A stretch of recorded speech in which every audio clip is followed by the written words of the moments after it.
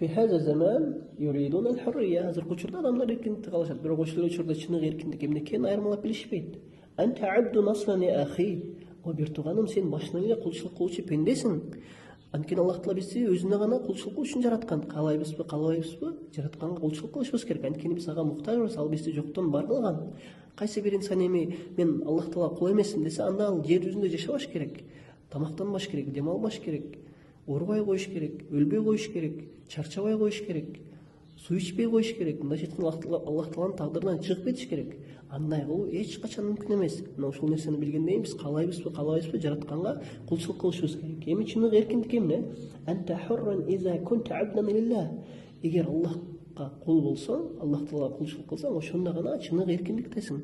Чыныгы эркиндик бул Аллах Тааланын кул болуу. Анткени Аллах Таалага кул болуу бул бакыт таалай, бактылуулук, жыргал, шарафат, сыймык, кадыр барк, бейишке алып баруучу жол. Al-hur alladhi yuriduhu an-nas fayakunu 'abdan lish-shaytan. Адамдар каалаган эркиндик акыры шайтанга кул болууга алып келет. Адамдар эмнени каалап атышат? Аллах Таалага сыйынбоону, Аллах Тааланын буйруктарын аткарбоону, тыюуларынан тыйылбоону, өзү каалагандай жашоону, адамдарга зулумдук берүүнү, адалбы, арамбы айырмасы жок курсагына алып кирүүнү, мына ушул нерсени каалап атышат. Бул нерсе эмне? Бул нерсе шайтандын жолу, бул нерсе тозакка, түбөлүк азапка алып баруучу жол. Аллах Таала мындан сактасын. Бул чыныгы эркиндик болуп эсептелинбейт. Amma al-abdu al-muslim fahuwa abdun lillah. Алеме мусулман пенде бул Аллах Тааланын кулу дейт. А мусулман пенде ким? Аллах Таалага моюн сунган, Аллах Таалага баш ийген, буйруктарын аткарган, тыюуларынан тыйылган, жалгыз өзүнө эч ким эч нерсени шерк кылбай, пайгамбар саллаллаху алейхи вассалам көрсөткөндөй сыйынган. Мына ушул Аллах Тааланын кулу болуп эсептелинет. Wa ubudiyatullahi hiya al-hurriyya as-sahiha. Аллахка кул болуу чыныгы эркиндик дейт. Мына ушул чыныгы эркиндик Аллах Таалага кул болуу. Анткени Аллах Таалага кул болгон адам эки дүйнө бактылыкка жетет. Аммал интилaqu wal-inhirafu fahada laysa hurriyya. Hadihi ubudiyyatun lish-shaytan. Алеме чектен чыгуу жана адашуу бул эркиндик эмес, бул шайтанга кул болуу. Аллах Тааланын буйруктарын аткарбай жүргөндөр, тыюуларынан тыйылбай жүргөндөр, адал арамына карабай курсагына алып кирип аткандар, адамдарга зулумдук кылып аткандар, өзү каалагандай жашап аткандар, Аллах Таала баш ийбей.